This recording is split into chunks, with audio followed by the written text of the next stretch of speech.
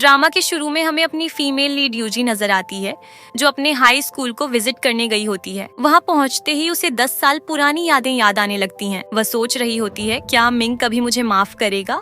मैंने उसे बहुत ज्यादा हर्ट किया था। और इसी के साथ कहानी हमें 10 साल पहले ले जाती है। सबसे पहले सीन में हमें अपना मेल लीड मिंग नजर आता है, जो एक बहुत बड़ा हंगामा खड़ा कर देता है। असेंबली का टाइम था और किसी वजह से गार्ड्स उसका पीछा कर रहे थे। जैसे ही वह भागना शुरू करता है, रास्ते में आने वाले सारे टैप्स खोल देता है। उसने सबको पानी में भिगो दिया और असेंबली में इतना क्याओस क्रिएट कर दिया कि हर तरफ हलचल मच गई और देखने वालों में कुछ लोग खुश थे और कुछ लोग नाराज। वह ऐसा ही था। आप उसे एक स्पॉइल्ड ब्रैट कह सकते हैं, जो बहुत ही जिंदा दिल लड़का था, लेकिन साथ ही वह काफी हैंडसम भी था। खैर, सुबह सुबह जो स्टंट उसने किया था, उसकी पनिशमेंट तो मिलनी ही थी। टीचर ने उसकी नई बाइक कॉन्फिस्केट कर ली और उससे कहा, अगर तुमने अपनी आदतें ठीक नहीं की तो ये बाइक तुम्हें वापस नहीं मिलेगी। थोड़ी बहुत कुछ तमीज सीखो। यूजी को देखो, कितनी ब्रिलियंट स्टूडेंट है। काश तुम भी उसकी तरह एक मॉडल स्टूडेंट बन जाओ। इसके साथ टीचर ने एक कंडीशन भी रख दी। उन्होंने कहा कि मॉक एग्जाम्स आने वाले हैं और अगर तुम पूरे शहर के टॉप 1000 स्टूडेंट्स में जगह नहीं बना पाए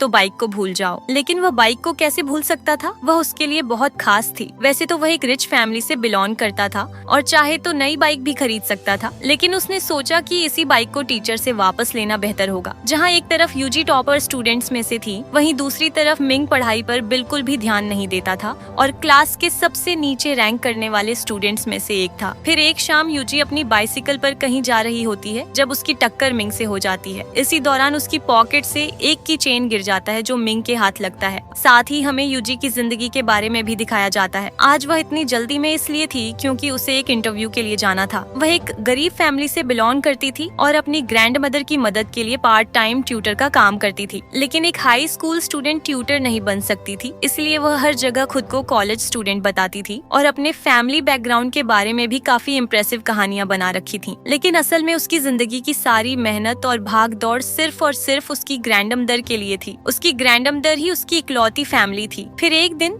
जब उसकी ग्रैंडमदर का बर्थडे होता है, तब हमें पता चलता है कि उसका एक क्लासमेट जियांग भी है, जो उसके पड़ोस में ही रहता है। वह यूजी के सारे सीक्रेट्स जानता था और उसकी ग्रैंडमदर भी उसे बहुत पसंद करती थी। असल में वह भी यूजी की तरह पढ़ाई में बहुत अच्छा था। दूसरी तरफ एक दिन मिंग को अपने दोस्त लियो से पता चलता है कि उसके इतने अच्छे मार्क्स इसलिए आए क्योंकि उसने एक टॉपर स्टूडेंट के नोट्स हासिल किए थे। ये नोट्स छुप कर बेचे जाते थे। किसी को नहीं पता था कि ये नोट्स कौन बनाता है, क्योंकि वह स्टूडेंट इस इल्लीगल काम की वजह से रिपोर्ट नहीं होना चाहता था, लेकिन बदले में उसे अच्छे खासे पैसे मिल जाते थे। फिर हमें दिखाया जाता है कि ये नोट्स बनाने वाली और कोई नहीं बल्कि यूजी ही थी। वह छुपकर नोट्स बेचती थी और उसने अपना नाम मिस्टर बो रखा हुआ था ताकि सब लोग समझें कि वह कोई लड़का है और कोई भी उस तक न पहुंच सके। किसी तरह मिंग को भी उसका कांटेक्ट मिल जाता है और वह मैसेज करता है, मुझे नोट्स चाहिए। लेकिन जब यूजी यह मैसेज पढ़ रही होती है, तब जियांग भी उसके पास खड़ा होता है। यूजी फौरन मिंग को ब्लॉक कर देती है और कहती है, मैं इसे बिल्कुल नोट्स नहीं बेचूंगी। ये बहुत बड़ा ट्रबल मेकर है और ये मुझे भी मुश्किल में डाल देगा। अब मिंग उन नोट्स को हासिल करने के लिए कई तरीके आजमाता है,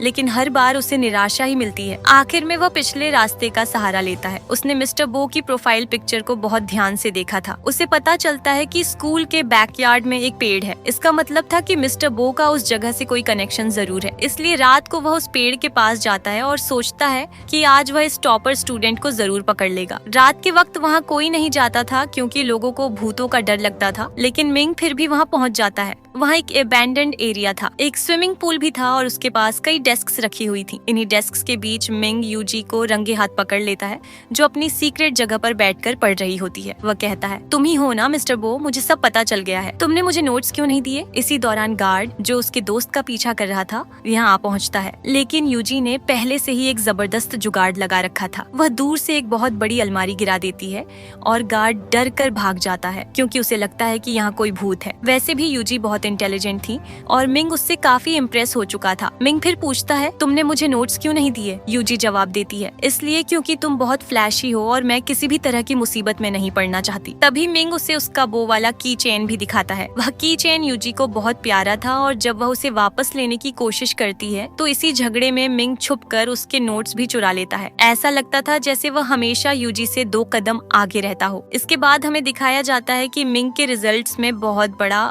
फर्क आ गया है। पहले टीचर को लगता है कि वह चीटिंग कर रहा है, लेकिन जब वह उसका टेस्ट चेक करता है और उससे सवाल पूछता है तो उसे पता चलता है कि मिंग को वाकई सारे जवाब समझ आते हैं, यानी वह सच में इम्प्रूव कर चुका था। उधर यूजी को भी समझ आ जाता है कि उस बेकार लड़के ने उसके नोट्स चुरा लिए थे। एक टर्म गुजर चुका था और अब अगले टर्म के नोट्स लेने के लिए मिंग उसके पीछे पीछे घूमता रहता था। यूजी उससे कहती है, तुम्हें शर्म आनी चाहिए, तुम्हारी वजह से मेरे बिजनेस को नुकसान हुआ है। मिंग उससे माफी मांगता है। तब यूजी कहती है, ठीक है, अब अगले नोट्स के लिए तुमसे डबल पैसे ले जाएंगे। इसी के साथ हमें एक और कैरेक्टर लुई दिखाया जाता है जो लोन शार्क्स के लिए काम करता था। आज वह यूजी से मिलने आया था और उससे पैसे मांग रहा था क्योंकि उसकी इंस्टॉलमेंट लेट हो गई थी। यहीं पर हमें पता चलता है कि यूजी के फादर पर बहुत सारा कर्ज था जो अब यूजी के सिर आ चुका था। उसे यह सारा कर्ज चुकाना था, लेकिन उसने कभी भी यह बात अपनी ग्रैंड मदर तक नहीं पहुंचने दी क्योंकि वह पहले ही बीमार थी और यूजी नहीं चाहती थी कि उनके दिल को कोई झटका लगे। बेचारी यूजी बहुत मजबूरी भरी जिंदगी गुजार रही थी। उसकी ग्रैंड मदर ही उसका इकलौता सहारा थी। बाहर से वह खुद को मजबूत दिखाती थी, लेकिन अंदर ही अंदर एक बीमारी उसे धीरे धीरे कमजोर कर रही थी। खैर, स्कूल में मिंग को नोट्स देने के बाद यूजी अपना मिनी बो भी उससे वापस ले लेती है, लेकिन इसी दौरान उसे एक और बात पता चलती है और वह यह कि मिंग अब्रॉड एडमिशन लेने का प्लान बना रहा है और टोफल की तैयारी कर रहा है। उसके बाद जब यूजी अपनी ग्रैंड मदर को अस्पताल ले जाती है तो डॉक्टर उसे बताता है कि उनकी कंडीशन बहुत खराब है। इंश्योरेंस से कवर होने वाली मेडिसिन के अलावा कुछ और दवाइयाँ भी चाहिए जो उन पर असर कर सकती हैं, लेकिन वे बहुत महंगी हैं। अब यूजी को किसी तरह अपनी ग्रैंड मदर के लिए उन दवाइयों का इंतजाम करना था। ऐसी सिचुएशन में उसके दिमाग में कुछ और नहीं आता, इसलिए वह अपनी माँ को कॉल करती है, लेकिन उसकी माँ उसका फोन ही रिसीव नहीं करती। यह देखकर वह उदास हो जाती है, जैसे उसके बचपन के सारे जख्म फिर से ताजा हो गए हों। फिर हमें फ्लैशबैक में दिखाया जाता है कि उसकी माँ ने एक अमीर आदमी के लिए अपनी ही बेटी को छोड़ दिया था। छोटी सी यूजी बहुत रोई थी, बहुत तकलीफ सहनी पड़ी थी, लेकिन उसकी माँ उसे छोड़कर चली गई थी। इसी बीच बेचारी लड़की के साथ एक और बुरा हादसा हो जाता है। जिस बच्चे को वह ट्यूशन पढ़ाती थी, उसके घर वालों ने उसका बैकग्राउंड चेक करवा लिया। उन्हें पता चल गया कि वह अच्छा पढ़ाती जरूर है, लेकिन अभी कॉलेज स्टूडेंट नहीं है। उसने अपने बैकग्राउंड के बारे में झूठ बोला था, इसलिए अब उसे वह नौकरी छोड़नी पड़ती है और वह वहाँ से चली जाती है। अब जब वह इसी पॉश एरिया से गुजर रही होती है तो उसकी नजर अपनी माँ पर पड़ती है, लेकिन यहीं उसकी जिंदगी का एक बहुत बड़ा सच उसके सामने आता है। उसे पता चलता है कि जिस आदमी से उसकी माँ ने शादी की थी वह असल में मिंग का फादर है, यानी मिंग उसकी माँ का स्टेपसन था। उसकी माँ अपनी असली बेटी का फोन तक रिसीव नहीं कर रही थी, लेकिन मिंग के पीछे पीछे घूमकर उसका दिल जीतने की कोशिश कर रही थी और उसकी खिदमत कर रही थी। यह देखकर यूजी के दिल को बहुत गहरी चोट लगती है और वहीं वह एक फैसला कर लेती है। जैसे ही उसे यह सच पता चलता है, वह खुद से कहती है, सॉरी मिंग, लेकिन अब मैं तुम्हारा इस्तेमाल करूंगी। दूसरी तरफ हमें मिंग भी दिखाया जाता है। बाहर से वह एक अमीर और बिगड़ा हुआ लड़का लगता था, लेकिन अंदर से उसका दिल बहुत नरम था। वह अक्सर मरने वाली मछलियों को खरीद लेता था सिर्फ उनकी जान बचाने के लिए। अब जैसे ही यूजी को स्टेपसन वाली बात का पता चलता है, वह हर वक्त मिंग के आसपास रहने लगती है। वह उससे कहती है,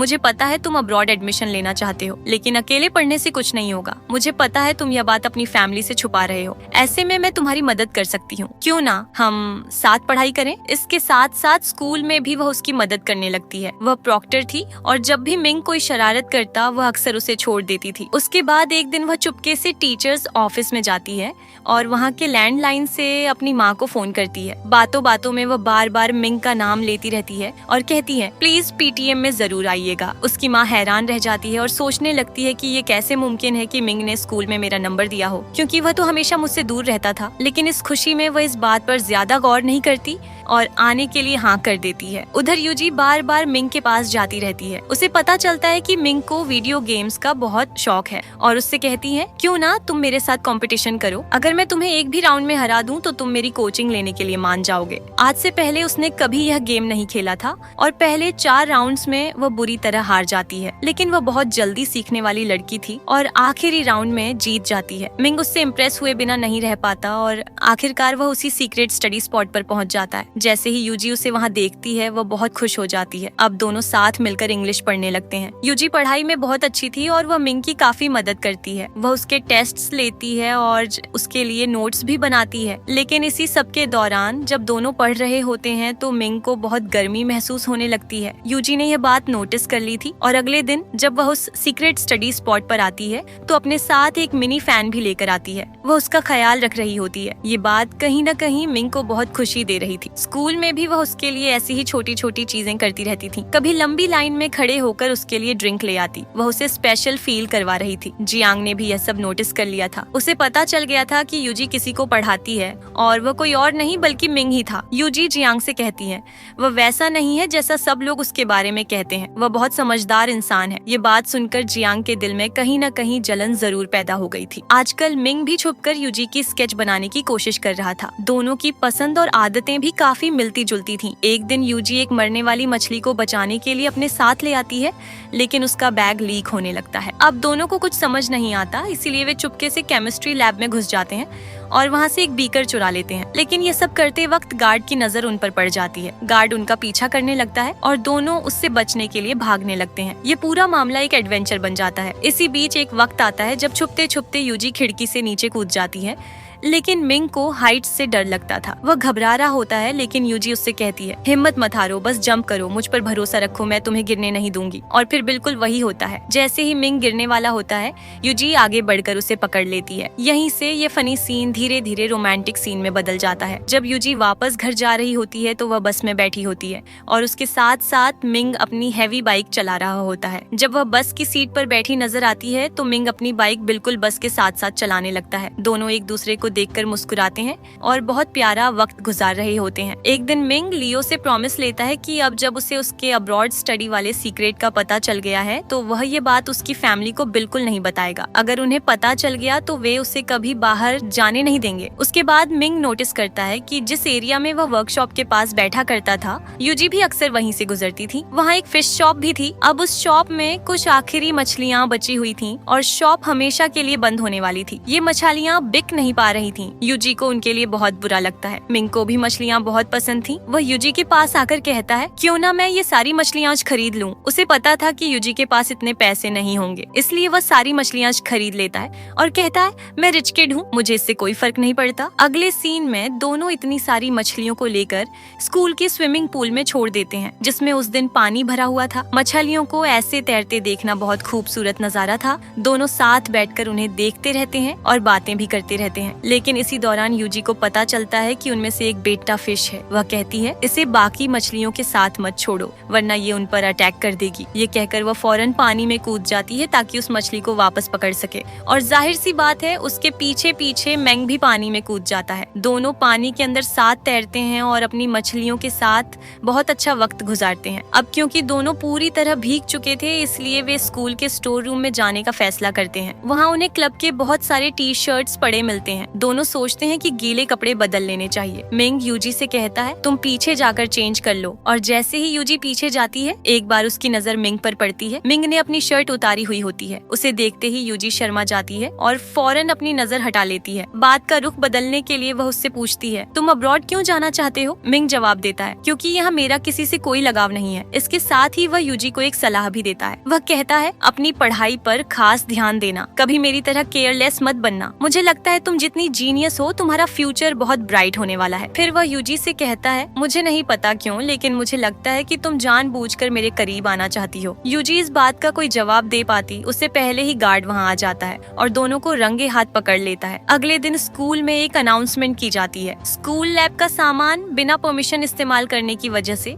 दोनों को पनिशमेंट मिली होती है। अनाउंसमेंट के जरिए सब स्टूडेंट्स को बताया जाता है कि स्कूल के रूल्स तोड़ने वाले वे 2 स्टूडेंट्स कौन थे। यूजी का नाम सुनकर सब लोग हैरान रह जाते हैं, क्योंकि वह हमेशा सेकंड पोजीशन पर आती थी। किसी को यकीन ही नहीं होता कि वह ऐसा कुछ कर सकती है। और मिंग के बारे में तो वैसे भी लोगों को किसी और चीज की उम्मीद नहीं थी। इसी वक्त मिंग सबके सामने बोल पड़ता है और कहता है कि इस सब में यूजी की कोई गलती नहीं थी। वह कहता है, मैं ही उसे जबरदस्ती लैब एक्सपेरिमेंट सीखने के बहाने अपने साथ ले गया था और मैंने ही जानबूझकर अपनी मछलियाँ उन फ्लास्क्स में रखी थी। यूजी भी कहती है, मुझे अपने की पर बहुत शर्मिंदगी है। स्कूल के रूल के खिलाफ जाने की वजह से दोनों को सबके सामने डांट सुननी पड़ती है। बाहर आने के बाद यूजी उससे पूछती है, तुमने सारा ब्लेम अपने ऊपर क्यों ले लिया? मैं ये सब अपनी मर्जी से कर रही थी। मिंग मुस्कुराकर कहता है, तुम्हारी इमेज बहुत अच्छी है और उसे बिल्कुल क्रिस्टल क्लियर रहना चाहिए। यह सुनकर यूजी उसका शुक्रिया अदा करती है और कहती है, इसके बदले मैं तुम्हें ट्रीट दूंगी और हाँ, हम वही जगह जाएंगे जो मैं चूज करूंगी। दूसरी तरफ जियांग को आजकल मिंग और यूजी की बढ़ती हुई दोस्ती बहुत परेशान कर रही थी। अब ब्रेक के वक्त यूजी फौरन स्कूल से निकल जाती है और मिंग को भी अपने साथ ले जाती है। वह उसे एक तंग सी मार्केट से लेकर जा रही होती है जहाँ मिंग अपनी बाइक भी नहीं चला सकता था। मिंग बार बार उससे कहता है अपनी साइकिल छोड़ दो, मेरी बाइक की बैक सीट पर बैठ जाओ, लेकिन यूजी फौरन मना कर देती है और कहती है नहीं, मैं कभी भी किसी की बैक सीट पर नहीं बैठती, मैं हमेशा ड्राइविंग मोड में रहती हूँ। खैर, किसी तरह अपनी बाइक को साथ साथ ले जाते हुए दोनों आखिर उस दुकान तक पहुँच जाते हैं। असल में ये वही दुकान थी जहाँ यूजी की ग्रैंडमदर काम करती थी। यहाँ यूजी मिंग को बिठाती है और उसके लिए अपने favourite customised noodles on order करती है। वह चैलेंज करते हुए कहती है तुम्हें इन नूडल्स जैसा टेस्ट कहीं और नहीं मिलेगा। दुकान चलाने वाले अंकल यूजी को बहुत अच्छी तरह जानते थे और उन्हें मिंग भी बहुत अच्छा लड़का लगा। वैसे भी अंकल को बाइक्स का बहुत शौक था, इसलिए मिंग की उनसे जल्दी दोस्ती हो गई। लेकिन लगता था अंकल से कोई बात छुपी नहीं रहती थी। उन्होंने ये बात यूजी की ग्रैंडमदर को भी बता दी। ग्रैंडमा फौरन पूछने लगती हैं, वह लड़का कौन था? यूजी कहती है बस एक दोस्त था और कुछ नहीं। लेकिन ग्रैंडमा थोड़ी नाराज हो जाती है और कहती है मुझे जियांग से पता चला है कि तुम आजकल पढ़ाई पर ध्यान नहीं दे रही हो और ऊपर से स्कूल के रूल्स भी तोड़ रही हो। ग्रैंडमा की तबीयत और खराब होने से पहले यूजी उन्हें शांत करती है और तसल्ली देती है। ग्रैंडमा कहती है जियांग ने मुझे खुद नहीं बताया, मैं ही उससे बार बार पूछती रही, तब उसने सच बताया। बाद में जब यूजी अपनी बिल्डिंग की छत पर खड़ी होती है तब जियांग वहाँ आ जाता है। यूजी उससे काफी नाराज होकर कहती है क्या दोस्त ऐसे होते हैं? जियांग उसे माफी मांगता है और कहता है मैं ग्रैंडमा से बातें छुपा नहीं सका। साथ ही वह कहता है तुम मेरी इकलौती दोस्त थी। जब से मिंग आया है मुझे लगता है कि हम दोनों के बीच बहुत दूरी आ गई है। इसी बीच मिंग एक बहुत बड़ा और क्यूट एक्वेरियम खरीद लेता है और सारी मछलियों को उसमें शिफ्ट कर देता है। वह एक्वेरियम की फोटो लेकर यूजी को दिखाता है। ये देखकर यूजी को सुकून मिलता है कि मछलियाँ अब सुरक्षित हैं। उसी दिन स्कूल में पीटीएम भी होती है और साथ ही बैलून फेस्टिवल भी, जहाँ हर स्टूडेंट अपनी विश लिखकर बैलून हवा में उड़ाता है। यूजी मिंग से कहती है तुम पीटीएम में आओगे ना, प्लीज जरूर आना, मैं तुम्हारे साथ बैलून उड़ाना चाहती हूँ। असल में बैलून सिर्फ एक बहाना था। यूजी जानबूझकर उस दिन अपनी माँ और मिंग को एक दूसरे के सामने लाना चाहती थी। जब पीटीएम का दिन आता है तो यूजी एक बार फिर टीचर्स के फोन से कॉल करती है। वह इंग्लिश टीचर बनकर बात करती है और पक्का करती है कि उसकी माँ पीटीएम में जरूर आए। वह उन्हें वही टाइमिंग बताती है जो बैलून फेस्टिवल की थी। उसकी माँ को ये बात थोड़ी अजीब लगती है। वह पूछती है क्या आपने मिंग से कंफर्म कर लिया है, उसे मेरे आने से कोई प्रॉब्लम तो नहीं? यूजी टीचर बनकर जवाब देती है जी हाँ, हमने उसे इन्फॉर्म कर दिया है। अब यूजी मिंग को धोखा देने वाली थी और इस बात का उसे बुरा भी लग रहा था, लेकिन फिर भी बैलून फेस्टिवल में वह बार बार मिंग को ढूंढती रहती है। इधर उधर देखती है लेकिन वह कहीं नजर नहीं आता। फिर सब स्टूडेंट्स अपनी विश लिखकर बैलून्स हवा में उड़ा देते हैं,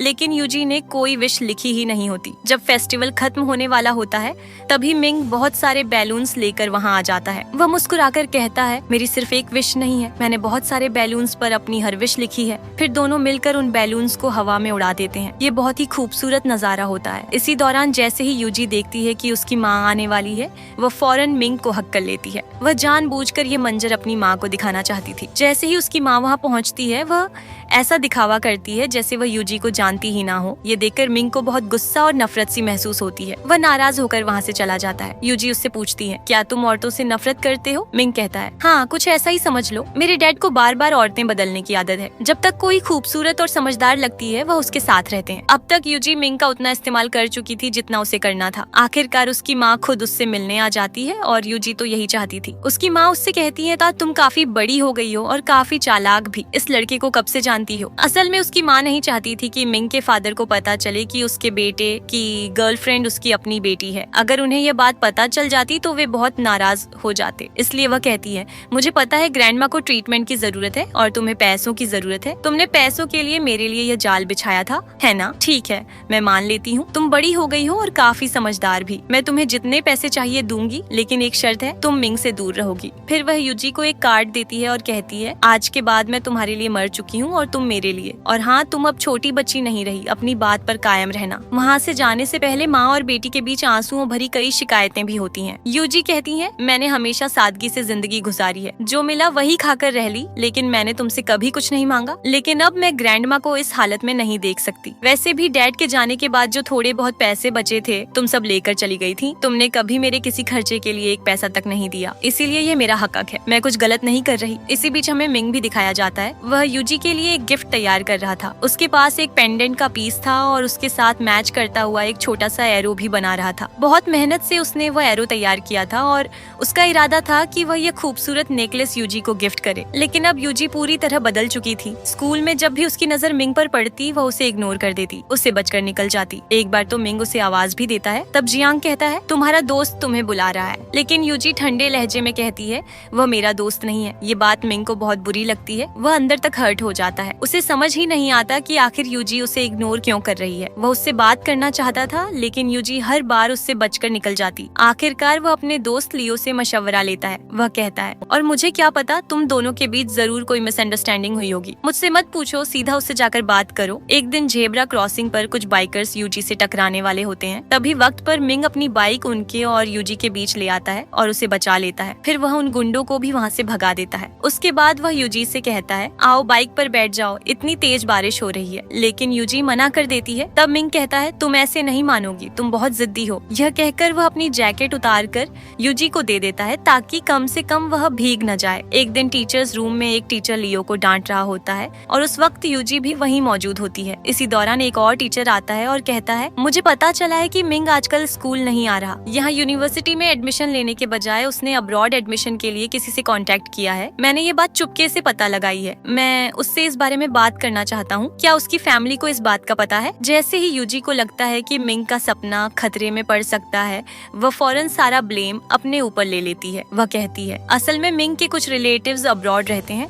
मैंने ही उससे अपने लिए वहाँ की यूनिवर्सिटीज के बारे में इंफॉर्मेशन लाने को कहा था। वह खुद ऐसा कुछ प्लान नहीं कर रहा। यह सुनकर टीचर मुतमिन हो जाता है और आगे कोई इन्वेस्टिगेशन नहीं करता। बाद में मिंग को वही शर्ट नजर आती है जो उसने कभी यूजी के साथ पहनी थी। उसे देखकर यूजी की यादें ताजा हो जाती हैं। तभी उसके पास एक मैसेज आता है, मैंने तुम्हारे डैड को कुछ नहीं बताया, तुम्हारा ओवरसीज एडमिशन भी हो गया है और फ्लाइट टिकट भी बुक कर दी गई है। और जाहिर सी बात है ये मैसेज यूजी की माँ ने ही भेजा था। दूसरी तरफ ग्रैंडमा ने एक दिन यूजी को रंगे हाथ पकड़ लिया। यूजी महंगी दवाइयाँ खरीद चुकी थी और उनकी रसीद फाड़ कर फेंक रही थी। ग्रैंडमा उसे पकड़कर पूछती हैं, तुम अभी सिर्फ एक स्टूडेंट हो, इतने पैसे तुम्हारे पास कहाँ से आए? तुमने कोई गलत काम तो नहीं किया? ग्रैंडमा बार बार कहती रहती हैं, मैं बिल्कुल ठीक हूँ, डॉक्टर्स ऐसी बातें बस बना देते हैं। लेकिन यूजी उनसे बहस करते हुए कहती है, बस मान लीजिए ग्रैंडमा, ये पैसे गलत नहीं है, ये बिल्कुल जायज है और ये मेरा हक था। फिर वह आंसुओं के साथ कहती है, आप ही मेरी इकलौती फैमिली है, मैं आपको खोना नहीं चाहती। उसके बाद स्कूल का आखिरी दिन दिखाया जाता है। आज सारे स्टूडेंट्स स्कूल आए हुए थे। इसके बाद सब अपनी अपनी जिंदगी और फ्यूचर बनाने के लिए